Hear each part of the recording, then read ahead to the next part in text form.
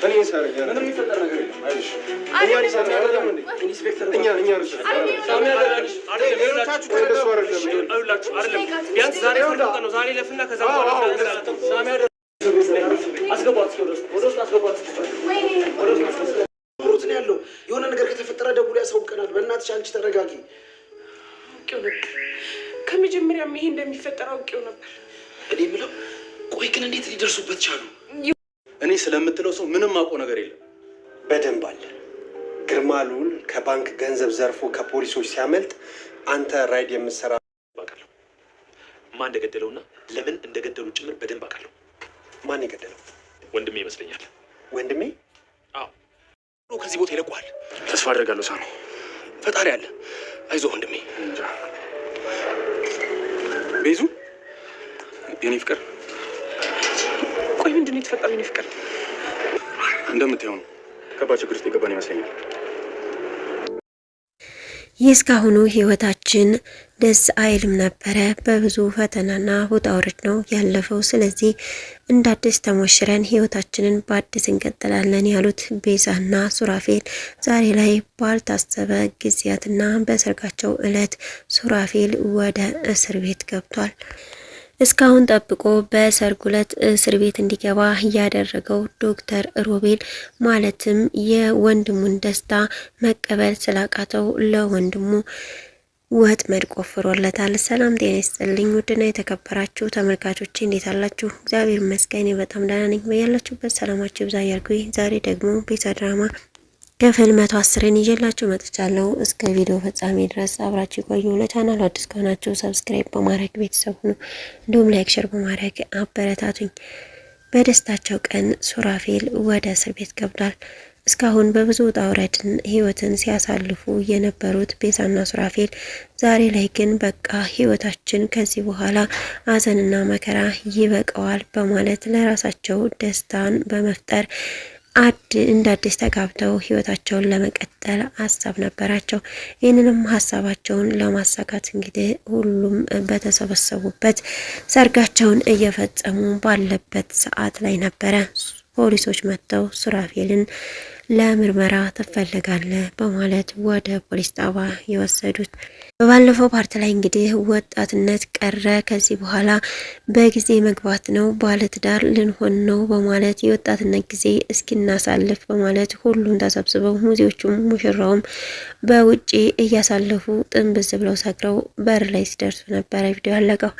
ሁሉም ሴቶች እንግዲህ በቅናት እየተንገበገቡ እንዲሁም ደግሞ ቤዛ ሱራፌል ወደ ቤዛ ክፍል ሲገባ ልግባዊ ስላት እንዳትገባ አመሸበት ደር ብትለውም እሱ ግን አመሰግናለሁ በማለት ነበረ ወደ ውስጥ የገባው። አትግባ እኮ ነው ያልኩህ ብትለውም እንዴት በሰርግ ዋዜማ እንደዚህ ተሰክራለህ ምን ሆነህ ነው በማለትም ጠይቃው ነበረ። እሱም ያው የወጣትነት ጊዜውን እስኪ ዛሬ መጨረሻ ነውና ዘና እንበል ብለውኝ እኮ ነው ይቅርታ በማለት ይቅርታ ይጠይቃታል።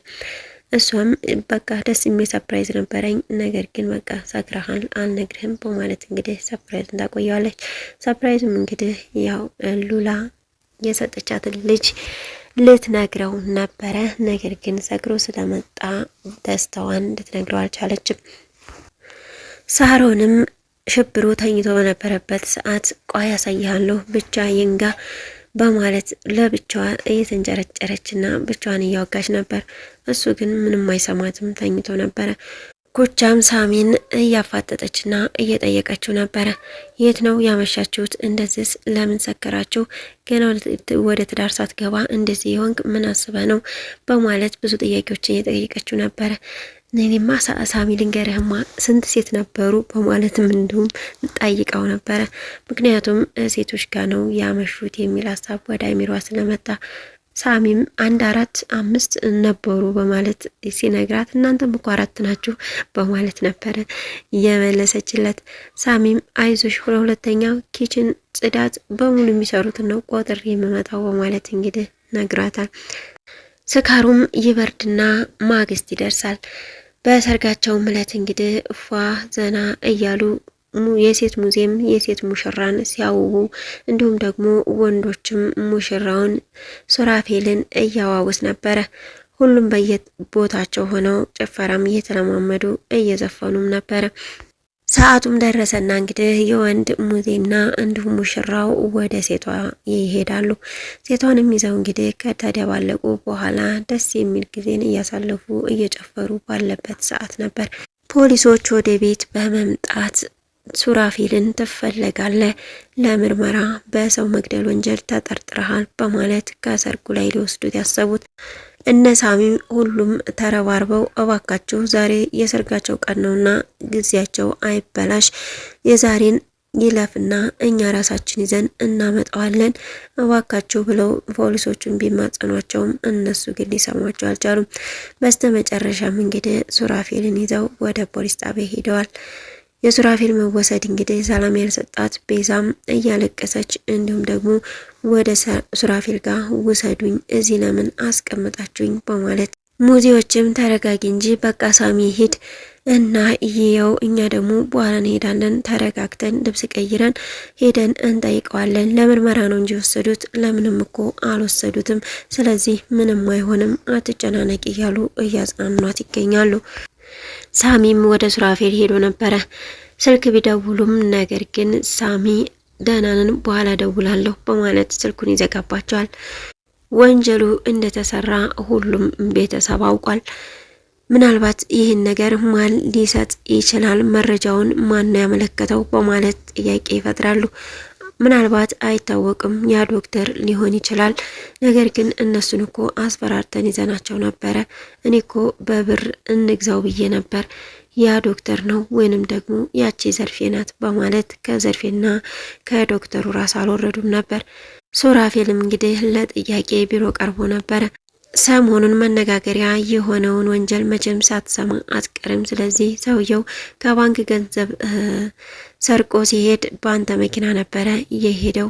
በስተመጨረሻም እንግዲህ አንተ ገላው እንደቀበርከው ጫካ ውስጥ እንደቀበርከው መረጃ ደርሶናል። ስለዚህ ብሩ የት ነው ያለው? እንዴትስ ነው የገደልከው? በማለት መረጃ እንዲያወጣ ተጠይቆ ነበረ። ሳሚ ግን ከዚህ በፊት ራይድ በሚሰራበት ሰዓት ነበር ተሳፍሮ ይዞት በሄደ ሰዓት እንግዲህ አለው ቦታ ሲያደርሰው እና ውረድ ሲለው ሰውየው ሞቶ ነበር የተገኘው። ሱራፌልም የሚያደርገው ነገር ሲጠፋበት ገንዘቡን ሲያዩ ሻንጣውን ሲያዩ ገንዘብ ነበር ውስጡ ያለው። የሚያደርገው ሲጠፋ እዛው ጥሎት ነበር የመጣው። ያንንም ደግሞ ለሁሉም ቤተሰብ ነግሯቸው ነበረ። ብሩም አሁንም ድረስ እንዳለ ቤተሰቡ ያውቃሉ። ብሩ የት ነው ያለው ተብሎ ሱራፌል ግን ቢጠየቅም እኔ የማውቀው ነገር የለም፣ ግን ይህንን መረጃ ማን ነው ሊያመጣ የቻለው በማለት ጠይቆም ነበር። ይህንን ያደረገው ወንድምህ ነው ሮቤል ነው በማለትም ተነግሮታል። ሱራፌልም ሳሚ ሊጠይቀው በመጣ ጊዜያት ሁሉንም ነገር ይነግረዋል። ይህንን ያደረገው ዶክተር ሮቤል ነው፣ ስለዚህም ሁሉንም ነገር ተናግሯል በማለት ይናገራል። አንተ ምን ተናገርክ ብሎ ቢጠይቀውም እኔ ምንም ነገር እንደማላቅ ነው እየተናገርኩት በማለት መረጃውን ደብቋል። ሳሚን በዚህ ነገር ተናዶ ይህን ሰውዬማ ገድዬ ለምን እስር ቤት አልበሰብስም በማለት እጅግ በመበሳጨት ባለበት ሰዓት ቤዛ ትመጣለች። ቤዛም የኔ ፍቅር ምን አሉህ እንዴት ነህ በማለት ብትጠይቀውም ሱራፌልም የኔ ፍቅር በደስታችን ቀን ይሄ በመፈጠሩ በጣም አዝኛለሁ፣ ነገር ግን ደህና ነኝ በማለት መልሶላታል። በቀጣይ ቪዲዮ እንግዲህ ምን እንደሚፈጠር ተከታትዬ የማቀርብላችሁ ይሆናል። እስካሁን አብራችሁ ስለቆያችሁ እጅግ በጣም አመሰግናለሁ። ለዚህ ቻናል አዲስ ከሆናችሁ ሰብስክራይብ በማድረግ ቤተሰብ ሁኑ። በያላችሁበት ሰላማችሁ ይብዛ። ሰላም ለሀገራችን፣ ሰላም ለሕዝባችን።